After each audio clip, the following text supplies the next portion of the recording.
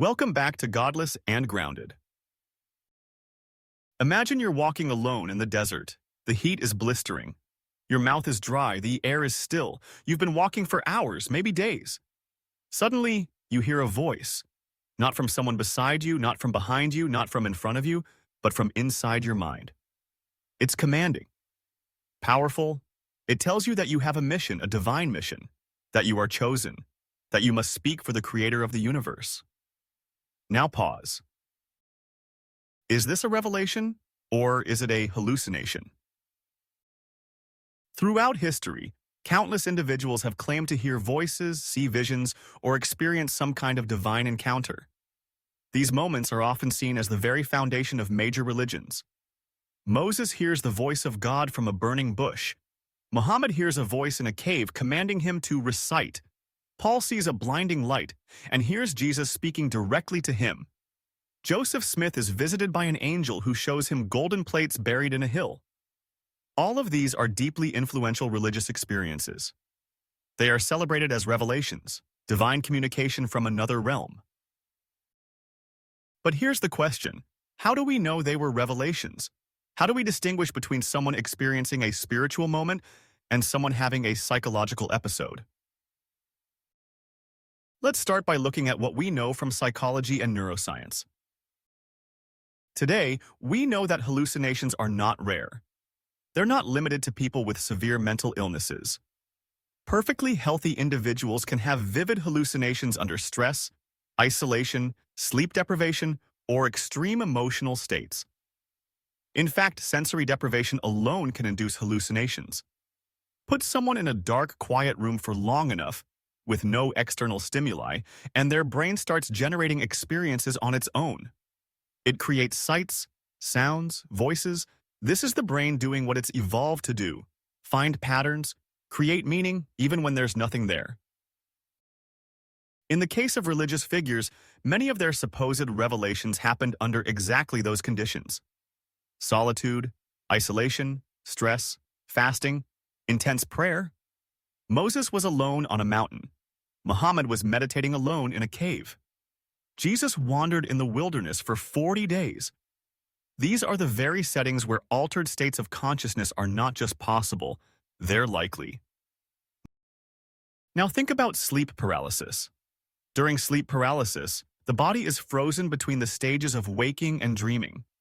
People often report seeing shadowy figures, feeling a weight on their chest, or hearing voices. It feels deeply real, terrifyingly so. Yet we now understand it's a natural neurological glitch. But if someone didn't know that, if they were told their whole life that visions and voices are signs of divine contact, they might interpret a sleep paralysis episode as a spiritual event. This is where culture steps in. We interpret our inner experiences through the lens of the culture we're raised in. If someone from a Christian background hears a voice, they may believe it's Jesus. If someone raised in an Islamic context hears a voice, they may interpret it as Allah or an angel. In India, it might be Krishna or Shiva. The brain generates the raw experience, the voice, the presence, the feeling, but culture decides the meaning. There's a famous psychological phenomenon known as religious delusion. It doesn't mean someone is crazy in the everyday sense. It means their unusual beliefs are structured around religion. A man who believes the CIA is after him might be considered paranoid. But a man who believes he's a prophet of God often gets a very different reaction, sometimes admiration, sometimes blind loyalty, even if the experiences that led him there are similar. Now let's consider another angle: modern religious experiences. Even today, people claim to have direct revelations from God, but society treats them very differently depending on context. If someone today says God spoke to them through a burning bush, most people would raise their eyebrows. But if they say it happened thousands of years ago in the desert, we call it sacred.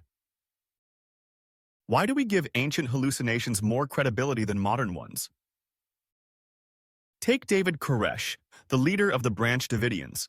He claimed to be receiving revelations from God. He had followers, a compound, and a deep belief in his mission.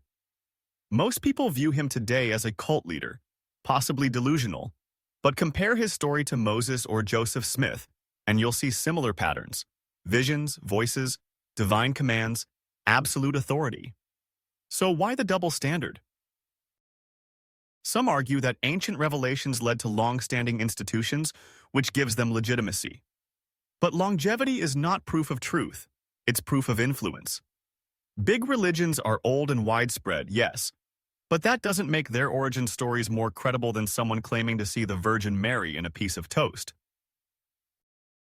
Let's go back to the nature of hallucinations for a moment. Studies show that certain brain conditions, like temporal lobe epilepsy, can cause intensely religious experiences. People with this condition often report sensing a divine presence, hearing commands, or feeling overwhelming spiritual awe. The writer Dostoevsky had it. He described his seizures as moments of perfect harmony, where he felt united with the universe and touched by God. He even said, "For a few moments I experienced such joy that it is worth all the suffering." But we know today this was a neurological event. His brain was misfiring in a specific region. If the same thing happened in a desert thousands of years ago, would it have been recorded as a revelation? The human brain is incredibly powerful, but also incredibly prone to error.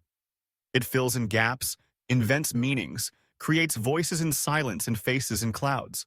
And it does this not because it's broken, but because it's wired to find meaning and order in a chaotic world. Now let's consider dreams. Dreams can be vivid, emotional, symbolic. Many people have dreamt of loved ones who have passed away, and they wake up feeling as though they truly visited with them. Some religious texts even report dreams as divine messages. But dreams are a universal human experience, and science has made it clear they're generated by the brain processing emotions, memories, and random signals during sleep. If a man today claims he saw God in a dream, most people wouldn't take it as literal truth. But if that same story is found in a scripture written 2,000 years ago, it's called divine revelation. So again, what's the difference? Time, tradition, numbers of followers? Let's also talk about drugs.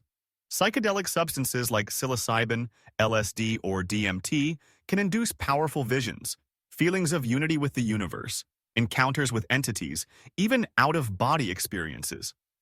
These drugs affect specific receptors in the brain, especially serotonin receptors, and can temporarily alter perception in ways that feel spiritual or supernatural. Some indigenous cultures have long used these substances in religious rituals. The Aztecs called mushrooms flesh of the gods. In the Amazon, shamans use ayahuasca to access visions and communicate with spirits. These are chemically induced hallucinations, but they are interpreted as revelations, just like in mainstream religions. Now think about this. If someone takes a psychedelic and meets a glowing being who says, "You are chosen," it's called a trip. But if a religious figure from history has the same experience, without any evidence of what caused it, it's a holy vision.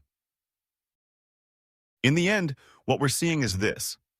The human mind is capable of generating incredibly rich, complex, and convincing experiences. Whether through stress, trauma, drugs, illness, or deep meditation, the brain can create what feels like contact with another world. But feelings don't equal facts. Just because something feels profound doesn't make it real in the external sense. People have out-of-body experiences during surgery, but they're not actually floating above their bodies. They're experiencing a neurological event. This is not to say that religious experiences aren't meaningful. They often are. They can change lives, inspire art, fuel compassion, or help people through suffering. But meaning is not the same as truth. A hallucination can feel beautiful, uplifting, even transformative, but it's still a product of the brain. So when someone says they heard the voice of God, the real question we should ask is, did the voice come from outside or from within? Because if we accept every intense inner experience as a message from the divine, we have to also accept every cult leader, every self-proclaimed prophet, every doomsday prediction, and every strange vision. We have to give them all equal weight. And that quickly becomes chaos. What we need, And what we rarely see is skepticism. Not cynicism, not mockery, but healthy, honest questioning. Revelation or hallucination? That's not a question with an easy answer, but it's a question worth asking, not just about ancient prophets, but about the nature of our own minds.